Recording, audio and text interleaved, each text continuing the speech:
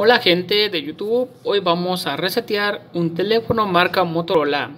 El modelo es el Moto G31. Quiero decirles que este método les va a ayudar para otros modelos, es compatible.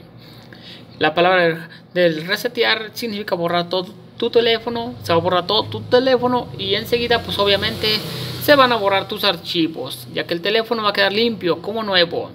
Este proceso lo debes de aplicar sí o sí para solucionar muchas fallas, muchos errores en tu teléfono.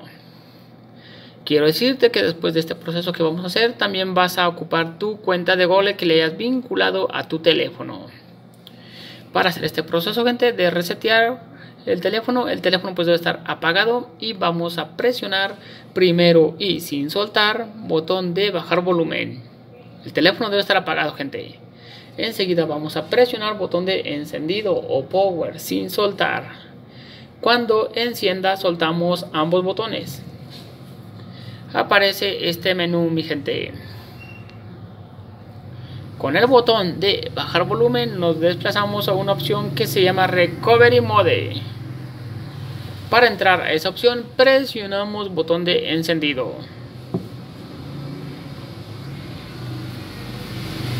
Aparece este pequeño robot. Para que aparezca el menú oculto vamos a presionar primero y sin soltar botón de encendido y rápidamente presionamos botón de subir volumen. Soltamos botones. Aparece este menú, gente. Aquí, gente, con el botón de bajar volumen nos desplazamos a la palabra llamada Wi-Fi Data Factory Reset y presionamos botón de encendido. Aquí, gente, se desplazan a la opción Factory Data Reset y van a presionar botón de encendido.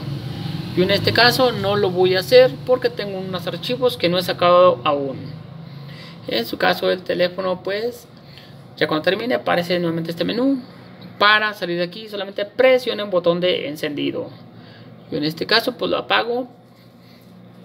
En su caso el teléfono vuelve a iniciar, va a demorar unos 10 minutos en arrancar, en iniciar. Es normal ya que el sistema de Android se está descomprimiendo.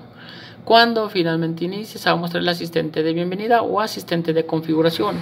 Allí se van a conectar a internet y le van a poner su cuenta de Google.